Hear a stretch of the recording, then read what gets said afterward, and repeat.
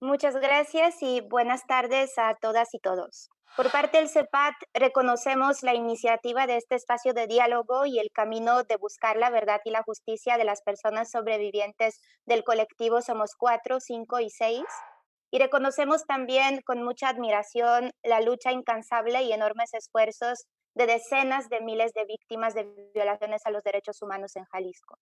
El CEPAT somos una organización de la sociedad civil autónoma, independiente y profesional que se dedica a la defensa integral y promoción a los derechos humanos en Jalisco, y específicamente damos seguimiento a la problemática de dos graves violaciones a los derechos humanos, que son la tortura y la desaparición de personas, temas en los que me concentraré en este discurso, ya que además estas dos violaciones forman parte de los lamentables hechos ocurridos los días 4, 5 y 6 de junio y que dieron inicio a este evento. Es importante señalar que la tortura y la desaparición forzada sucedidas a principios de junio se dieron en el contexto de varios antecedentes de violaciones a los derechos humanos y abusos policíacos cometidos en el marco de la pandemia por el COVID-19, incluyendo el acto de detención arbitraria, tortura y ejecución extrajudicial de Giovanni López. Sin embargo, todos estos hechos no son aislados, ya que corresponden a un marco estructural y social que favorece la comisión de graves violaciones de manera generalizada por parte de las autoridades de los tres niveles, mismas que son normalizadas o incluso se dan en el contexto de estigma o criminalización de las mismas víctimas. Además, ante la magnitud de las violaciones, el Estado no acepta ni reconoce plenamente su responsabilidad de generar condiciones mínimas para garantizar la seguridad y los derechos fundamentales a la vida, integridad personal o libertad de la sociedad jalisciense. La tortura en Jalisco sin duda constituye una práctica generalizada y se comete principalmente por las autoridades de las instituciones encargadas de la seguridad y procuración de justicia. De acuerdo con el análisis de World Justice Project sobre los datos de la encuesta nacional de población privada de la libertad, Jalisco ocupa el tercer lugar a nivel nacional en la comisión de actos de tortura en la etapa de la detención y la estancia en la agencia del Ministerio Público. Además, conforme a los datos de la Comisión Estatal de Derechos Humanos Jalisco, del 2000 a 31 de julio de 2020, se han presentado 1.580 quejas por tortura, de las que se desprenden miles de víctimas. A pesar de este grave contexto, la práctica de la tortura ha sido invisibilizada, socialmente tolerada y negada por parte de las autoridades, colocando a las personas sobrevivientes y sus familias en una situación de completa desprotección, ya que no existen políticas públicas orientadas y enfocadas hacia la atención, investigación, prevención y erradicación de la problemática, y esto aleja aún más a las víctimas de la posibilidad de acceder a la verdad, a la justicia y más a ser reparadas de manera integral. En cuanto a la desaparición de personas, de las 74.835 personas desaparecidas en el país,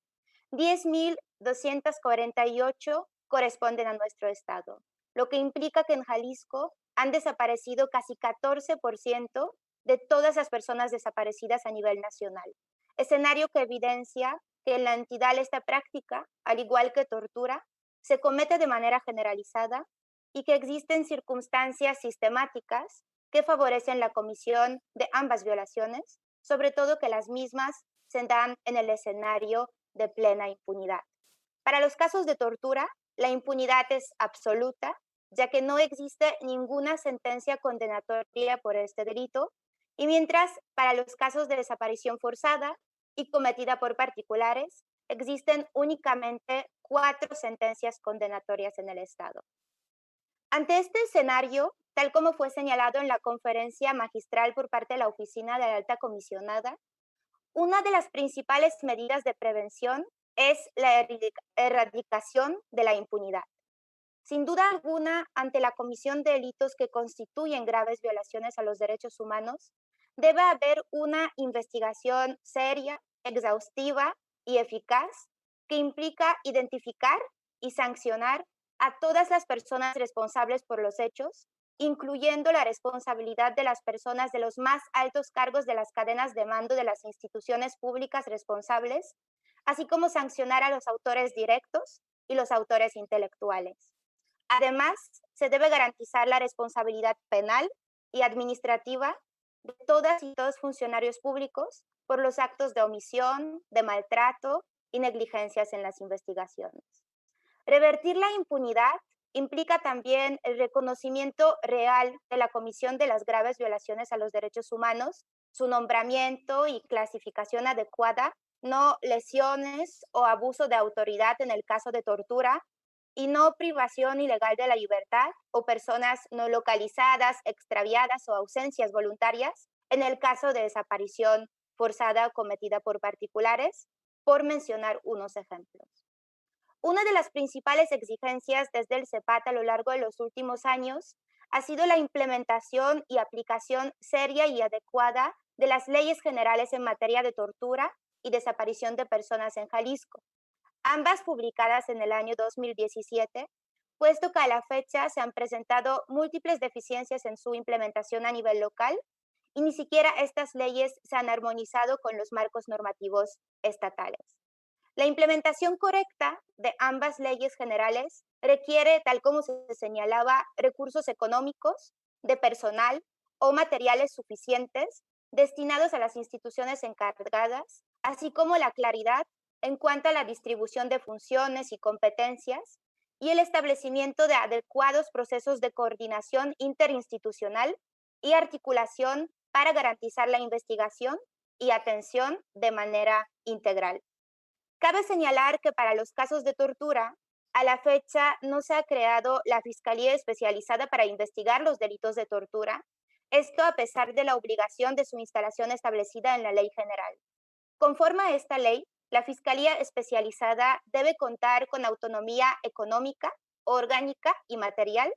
Sin embargo, en Jalisco existe solamente una unidad especializada en investigación del delito de tortura que depende tanto económica como estructuralmente de la Fiscalía Especial de Derechos Humanos, la cual responde directamente al fiscal del Estado de Jalisco, lo que imposibilita garantizar la independencia y la ausencia de indebidas influencias para las investigaciones de delitos cometidos por servidores públicos y servidoras públicas. En cuanto a la investigación de los delitos en materia de desaparición de personas, desde hace 3 años, el 31 de agosto de 2017, se creó la Fiscalía Especial en Personas Desaparecidas como resultado de continuos esfuerzos de familiares de personas desaparecidas y las organizaciones locales. En ese momento, su creación constituye un avance histórico. Sin embargo, actualmente el desempeño de esta fiscalía representa graves retrocesos y demuestra que no se han logrado erradicar las malas prácticas que obstaculizan el acceso a la verdad y a la justicia. La institución resulta poco accesible, no hay debida diligencia en las investigaciones, continúan las prácticas de dilación de la búsqueda e investigación, no existe una colaboración adecuada con la Comisión de Búsqueda de Personas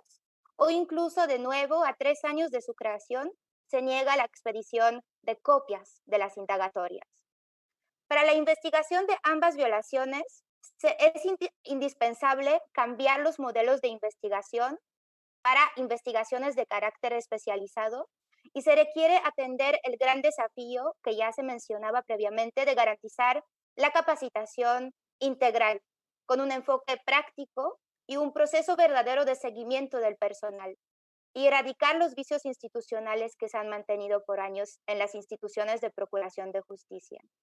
La formación real en derechos humanos, graves violaciones a los derechos humanos y la perspectiva de género es fundamental para todas las autoridades involucradas en la implementación de las leyes generales, sin excepción alguna, incluyendo incluso representantes del Poder Judicial o el Poder Legislativo, ante el gran desconocimiento en materia de tortura y desaparición de personas en Jalisco. Por otro lado, para las investigaciones de graves violaciones a los derechos humanos, se requiere realizar un análisis multidisciplinario de las causas, estructuras y los factores que propician su comisión, así como los patrones bajo los cuales se realizan. En este sentido, el análisis de contexto constituye una herramienta muy poderosa e indispensable para las investigaciones exhaustivas y podría servir para atacar las estructuras de macrocriminalidad que se han desarrollado en el Estado. Asimismo, constituye una importante herramienta para la generación de políticas y programas integrales y adecuadas de prevención del delito. Finalmente, se necesitan mecanismos transparentes y participativos de rendición de cuentas, a partir de los espacios formalizados creados para el diseño, implementación y evaluación de políticas públicas, como por ejemplo el Consejo Ciudadano en materia de desaparición, así como la generación de diagnósticos reales y públicos de las instituciones con los esquemas e indicadores de desempeño para la evaluación periódica del personal encargado. Además, es importante recordar que las autoridades correspondientes deben garantizar las condiciones adecuadas para el cumplimiento de los derechos de víctimas y en casos de investigaciones a la información y participación en el desarrollo de los procesos de investigación y de búsqueda. Este espacio de diálogo constituye un paso importante para la construcción de las bases a fin de generar los cambios estructurales y abonar a la no repetición.